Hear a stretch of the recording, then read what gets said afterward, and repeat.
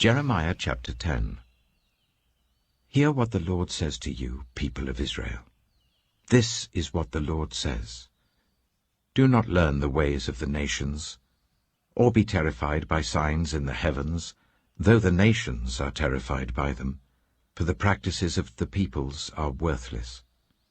They cut a tree out of the forest, and a craftsman shapes it with his chisel. They adorn it with silver and gold. They fasten it with hammer and nails, so that it will not totter. Like a scarecrow in a cucumber field, their idols cannot speak. They must be carried, because they cannot walk. Do not fear them. They can do no harm, nor can they do any good. No one is like you, Lord. You are great, and your name is mighty in power. Who should not fear you, King of the nations? This is your due. Among all the wise leaders of the nations, and in all their kingdoms, there is no one like you. They are all senseless and foolish. They are taught by worthless wooden idols. Hammered silver is brought from Tarshish, and gold from Euphaz. What the craftsman and goldsmith have made is then dressed in blue and purple, all made by skilled workers. But the Lord is the true God. He is the living God, the eternal King. When he is angry, the earth trembles. The nations cannot endure his wrath. Tell them this: these gods, who did not make the heavens and the earth, will perish from the earth and from under the heavens. But God made the earth by his power. He founded the world by his wisdom, and stretched out the heavens by his understanding. When he thunders, the waters in the heavens roar. He makes clouds rise from the ends of the earth. He sends lightning with the rain, and brings out the wind from his storehouses. Every one is senseless and without knowledge. Every goldsmith is shamed by his idols. The images he makes are a fraud. They have no breath in them. They are worthless, the objects of mockery. When their judgment comes, they will perish. He who is the portion of Jacob is not like these, for he is the maker of all things, including Israel, the people of his inheritance. The Lord Almighty is his name.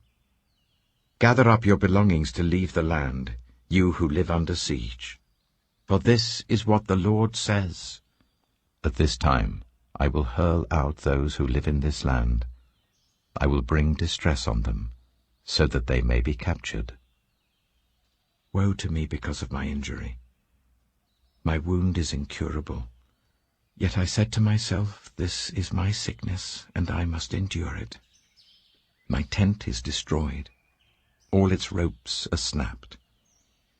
My children are gone from me and are no more. No one is left now to pitch my tent or to set up my shelter. The shepherds are senseless and do not inquire of the Lord. So they do not prosper, and all their flock is scattered. Listen, the report is coming. A great commotion from the land of the north. It will make the towns of Judah desolate, a haunt of jackals. Lord, I know that people's lives are not their own. It is not for them to direct their steps. Discipline me, Lord, but only in due measure, not in your anger, or you will reduce me to nothing. Pour out your wrath on the nations that do not acknowledge you, on the peoples who do not call on your name. For they have devoured Jacob. They have devoured him completely and destroyed his homeland.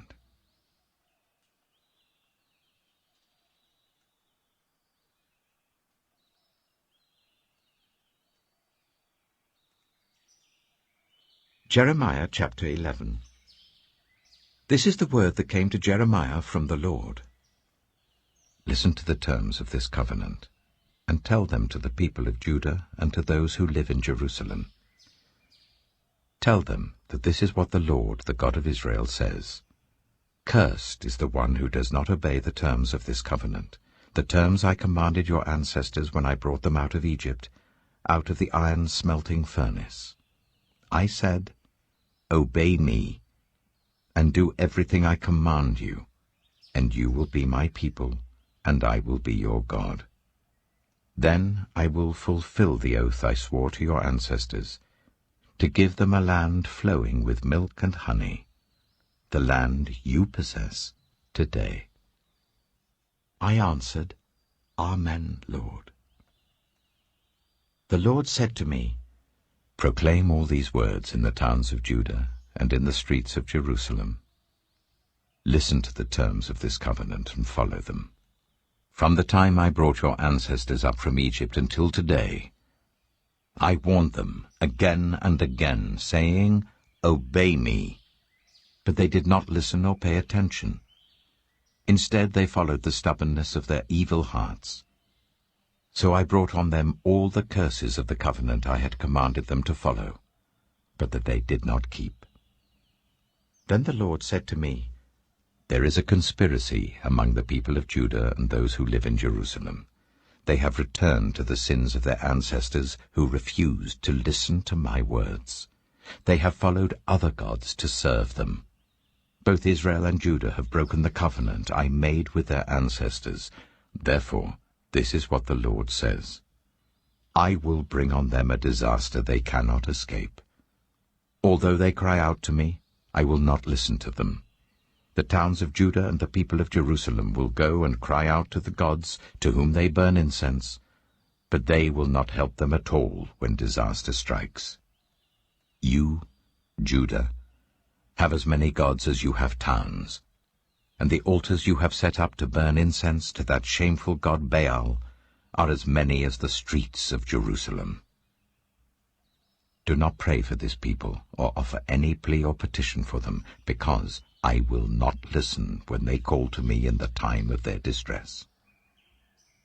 What is my beloved doing in my temple, as she, with many others, works out her evil schemes?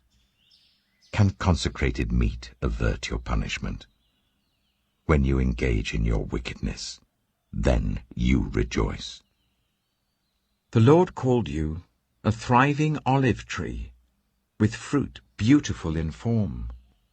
But with the roar of a mighty storm, he will set it on fire, and its branches will be broken.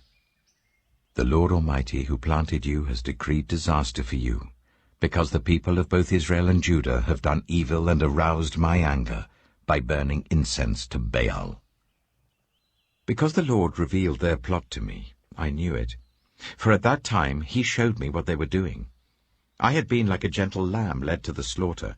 I did not realize that they had plotted against me, saying, "Let us destroy the tree and its fruit. Let us cut him off from the land of the living, that his name be remembered no more." But you, Lord Almighty, who judge righteously and test the heart and mind, let me see your vengeance on them, for to you I have committed my cause. Therefore, this is what the Lord says about the people of Anathoth, who are threatening to kill you, saying, "Do not prophesy in the name of the Lord, or you will die by our hands." Therefore this is what the Lord Almighty says: I will punish them. Their young men will die by the sword, their sons and daughters by famine. Not even a remnant will be left to them, because I will bring disaster on the people of Anathoth in the year of their punishment. Jeremiah chapter 12. You are always righteous, Lord, when I bring a case before you. Yet I would speak with you about your justice. Why does the way of the wicked prosper? Why do all the faithless live at ease? You have planted them, and they have taken root. They grow and bear fruit. You are always on their lips, but far from their hearts. Yet you know me, Lord. You see me and test my thoughts about you. Drag them off like sheep to be butchered. Set them apart for the day of slaughter. How long will the land lie parched, and the grass in every field be withered? Because those who live in it are wicked. The animals and birds have perished. Moreover, the people are saying, "He will not see what happens to us." If you have raced with men on foot, and they have worn you out, how can you compete with horses?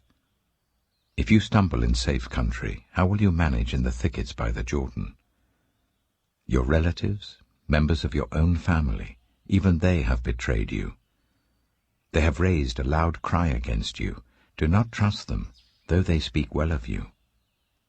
I will forsake my house, abandon my inheritance. I will give the one I love into the hands of her enemies.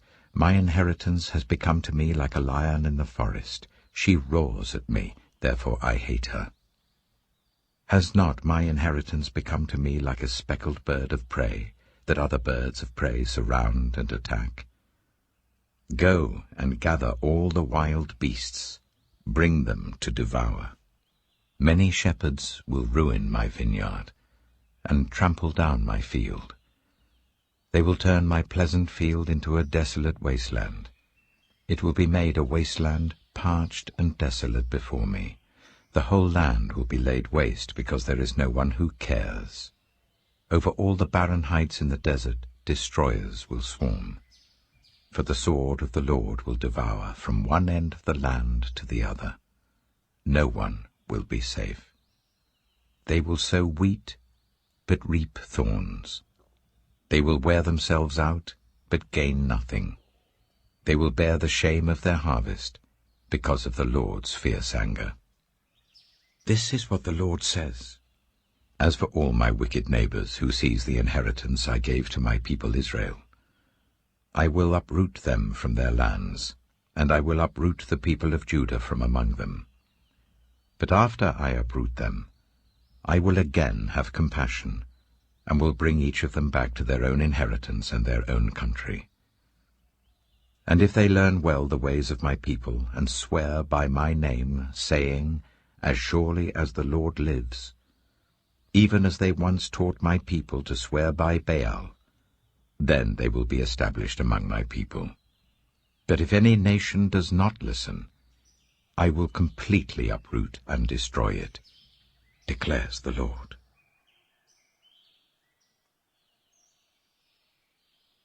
Jeremiah chapter 13. This is what the Lord said to me. Go and buy a linen belt and put it round your waist, but do not let it touch water. So I bought a belt, as the Lord directed, and put it round my waist. Then the word of the Lord came to me a second time. Take the belt you bought and are wearing round your waist, and go now to Pirath, and hide it there in a crevice in the rocks. So I went and hid it at Pirath, as the Lord told me. Many days later the Lord said to me, Go now to Pirath, and get the belt I told you to hide there. So I went to Pirath and dug up the belt, and took it from the place where I had hidden it. But now it was ruined and completely useless. Then the word of the Lord came to me. This is what the Lord says. In the same way, I will ruin the pride of Judah and the great pride of Jerusalem. These wicked people, who refuse to listen to my words, who follow the stubbornness of their hearts and go after other gods to serve and worship them, will be like this belt, completely useless. For as a belt is bound round the waist, so I bound all the people of Israel and all the people of Judah to me, declares the Lord, to be my people, for my renown and praise and honor. But they have not listened. Say to them, This is what the Lord, the God of Israel, says. Every wineskin should be filled with wine. And if they say to you, Don't we know that every wineskin should be filled with wine? Then tell them, This is what the Lord says. I am going to fill with drunkenness all who live in this land, including the kings who sit on David's throne, the priests, the prophets, and all those living in Jerusalem. I will smash them one against the other, parents and children alike, declares the Lord. I will allow no pity or mercy or compassion to keep me from destroying them. Hear and pay attention.